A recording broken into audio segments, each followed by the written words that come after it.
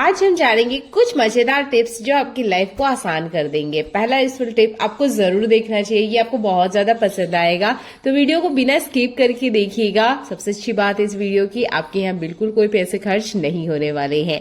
Hello, good morning viewers, welcome to back our channel. पहला useful tip मेरा बच्चों से जुड़ा हुआ है। देखिए, हर घर में ना बच्चे होते ही हैं। अभी आप बच्चों को स्कूल में एडमिशन भी देंगे तो यहाँ पर आप देख सकते हैं मेरा जो बच्चा है वो 3 साल का हो चुका है, इसे मैं स्कूल में डालने वाली हूँ।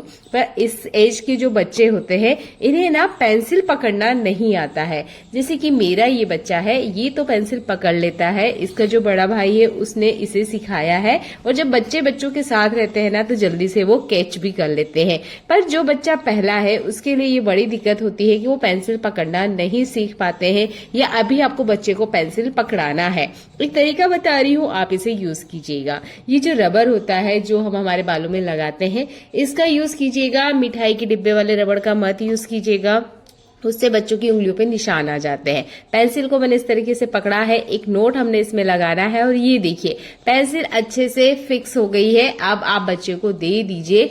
बच्चे ज्यादातर यही करते हैं, बच्चों को पेंसिल पकड़ में ही नहीं आती है। अगर उनको पेंसिल पकड़ में अच्छे से आ गई तो वो बराबर लिखना सीखेंगे। शुरू में कुछ गलतियां करेंगे पर हाँ, वो लिखना सीख जाएंगे। यहाँ जो मेरा बच्चा है वो एक सर्कल बनाना सीख रहा है, और शुरू में आपको बच्चे को सर्कल बनाना ही सिखाना है, और एक स्टैंडिंग लाइन जिसे हम OT कहते हैं। आप पहले से अगर बच्चे को ये प्रिपेयर करके रखेंगे, यकीन मानिए जब बच्चा स्कूल में जाएगा बच्चा बराबर पेंसिल पकड़ेगा और आराम से एक सर्कल और एक स्टैंडिंग लाइन यानी 1 बना ही लेगा। तो ये एक बेसिक एजुकेशन होती है जो हम मम्मी लोग बच्चे को देते हैं। तो ये हर माँ के लिए बहुत उपयोगी टिप्स है, आप इसे जरूर अपनाइएगा। बस आप जो रबर बैंड यूज करें ना वो बालों वाला यूज कीजिएगा, मिठाई के डब्बे वाला बिल्कुल मत यूज कीजिएगा, नहीं तो बच्चों की उंगलियों में निशान आ जाएगा। और मैंने बढ़िया से बच्चे की उंगली में लगा दिया है। अब बच्चा कितना भी चाहे, जब तक पेंसिल खींचेंगे नहीं बाहर नहीं आएगी। है ना कमाल का टिप्स। हमारे घर में हमेशा शॉपिंग का काम चलता रहता है, कुछ ना कुछ घर में आता ही रहता है। अब इस तरीके से हमारे घर में बॉक्सेस भी बहुत सारे हो जाते हैं। ऑनलाइन आप सामान मंगाइए या ऑफलाइन मार्केट से ही क्यों ना लेकर आए, बॉक्स बहुत सारे हो जाते हैं। क्या आप भी इन्हें फेंक देते हैं? बिल्कुल मत फेंकिए। ये जो गिफ्ट पेपर होते हैं, ये नॉर्मल कोई सा भी पेपर है जो आपको देखने में अच्छा लग रहा है, उससे आप बढ़िया से इसे फेविकोल की मदद से कवर कर लीजिए। इसके बाद में आप अपने घर के सामान इसके अंदर रखिए। एक तो ये देखने में बहुत सुंदर लगेंगे, दूसरा जब आप इसे कवर करके अच्छे से रखेंगे तो आपका मन भी करेगा इसे यूज करने का। नॉर्मल इसी तरीके से बॉक्स का यूज करेंगे तो देखने में अच्छा न लगने की वजह से हम इसे के जल्दीबाजी में उठा लेते हैं, जिसकी वजह से जल्दी खराब भी हो जाते हैं। तो हमेशा इस तरीके से कलरफुल पेपर से इसे कवर करिएगा, बहुत लॉन्ग टाइम तक चलते हैं। मैं 6 महीने से यूज कर रही हूँ और मुझे यूज करने में भी काफी अच्छा लगता है। जो दवाई के छोटे बॉक्स आते हैं या इस तरह के छोटे छोटे बॉक्स में जो भी सामान आते हैं, इसको भी आप अच्छे से बढ़िया से कवर करके रख सकते हैं और छोटी छोटी चीजें इसके अंदर ऑर्गेनाइज कर सकते हैं। जैसे कि मैंने थैलियों को भी इसके अंदर रखा है, ये बच्चे की घड़ियां है, यहाँ पे सेलो टेप है, रबर बैंड है, जो कि डेली लाइफ में यूज आने वाली चीजें हैं। इनको रखने के लिए आप बॉक्स का यूज कर सकते हैं। ज्यादातर यही चीजें जो होती है हमारे घर में बिखरी रहती है, जिसकी वजह से हमारा घर बहुत ज्यादा मेसी होता है। अगला यूजफुल हैक मेरा इसी बॉक्स से जुड़ा हुआ है। ये जो बॉक्स है इसका मैं बहुत अच्छे से यूज करके आपको बताऊंगी। तो सबसे पहले जो पीछे वाले पार्ट होते हैं, यहाँ पर आपने सेलो टेप से अच्छे से चिपका लेना है। अच्छा, ये जूते का बॉक्स है इसलिए मुझे सेलो टेप यहाँ लगाना पड़ रहा है। आप ऑनलाइन सामान मंगाते होंगे तो वहां पर अच्छे से टेप पहले से लगी हुई आती है, बस जहां से आप ओपन करते होंगे ना उसी एरिया में आपको ओपन करना है।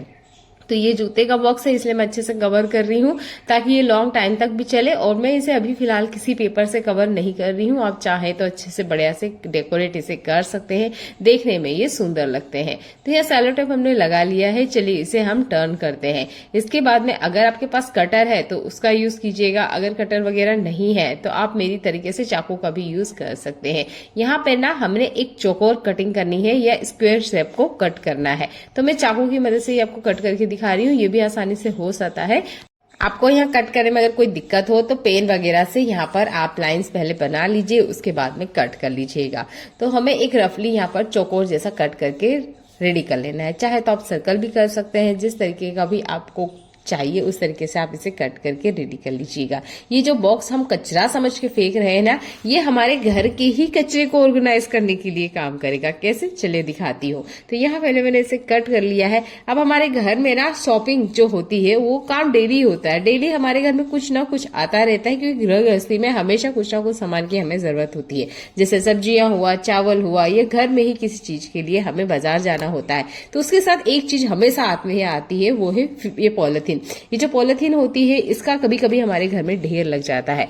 ज्यादातर हम इसे ठीक से ऑर्गेनाइज करके नहीं रखते हैं, ऐसे ही पटक देते हैं, सोचते हैं जब जरूरत होगी तब उठा लेंगे, पर इससे हमारा घर ना बहुत ज्यादा मेसी हो जाता है। तो आपने इसे लगाना कैसा है, चलिए ये देख लीजिए। सबसे बड़ा जो पॉलिथीन है वो सबसे पहले आपने नीचे लगाना है, फिर उसके ऊपर उससे छोटा इस तरीके से आपने एक ट्रेंगल जैसे, या बोल सकते हैं साइज वाइज, आप इसे छोटे से बड़ा या बड़े से छोटा इसके ऊपर अरेंज कर लीजिएगा। आप इसे बॉक्स के ऊपर ही करेंगे तो आपको एक सटीक मेजरमेंट होगा कि हाँ कितनी बड़ी साइज में ये बन के तैयार होगा।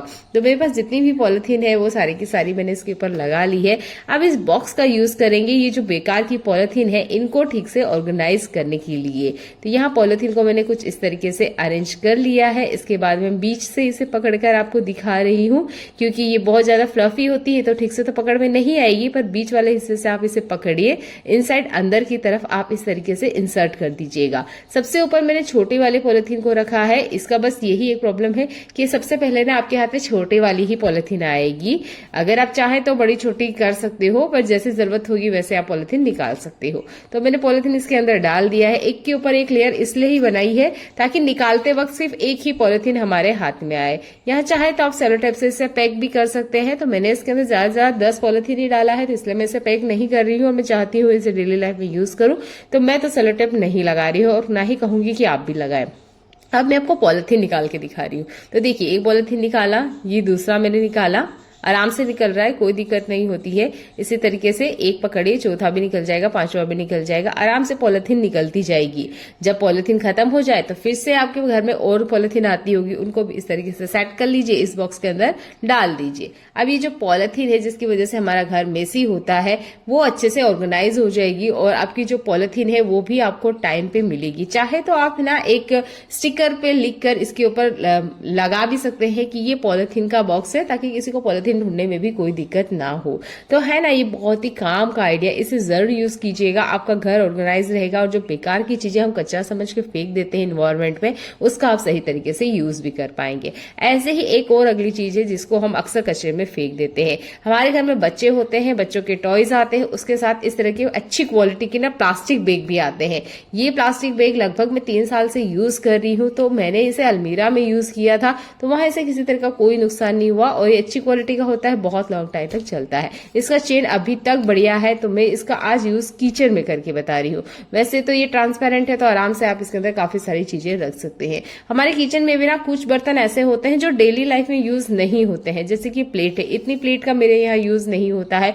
जब कोई आता है या खाना वगैरह ज्यादा बनता है तभी ये प्लेट का यूज होता है, नहीं तो नहीं यूज होता है, जिसकी वजह से ये किचन में रखे रखे ही धूल डस्ट पकड़ लेती है। तो इस तरह की चम्मच हुई, जो भी छोटा बर्तन है जो कि अभी फिलहाल में यूज नहीं आ रहा है, या आप हफ्ते या वीकेंड में कभी यूज करते हो 15 दिन की गैप में, उन बर्तनों को आप इस तरह के प्लास्टिक बैग में रखिए। ट्रांसपेरेंट है, आराम से दिख जाएंगे। जब हम किसी स्टील कंटेनर में रखते हैं तो दिक्कत ये होती है बाहर से दिखता नहीं है, और बार बार हम सारे कंटेनर को पकड़ के खोलने लग जाते हैं, क्योंकि बाहर से हमें कुछ दिखता है नहीं। तो आप ना इस तरह की प्लास्टिक बैग का यूज कर सकते हैं। अक्सर बहुत सारे लोगों को मैंने देखा है वो इस तरह के प्लास्टिक बैग को भी डस्टबिन में फेंक देते हैं। आप जब मार्केट से जूता वगैरह लाते होंगे तो उसके फीते वाली जगह पर आपको इस तरह का एक प्लास्टिक लगा हुआ मिलेगा। इसकी क्वालिटी काफी अच्छी होती है, इसे भी हम ज्यादातर डस्टबिन में फेंकते हैं। तो आज का जो मेरा वीडियो है वो सारे उन टिप्स को बताता है जिसे हम कचरे में फेंक देते हैं और उसका हम घर में कैसे रीयूज करें।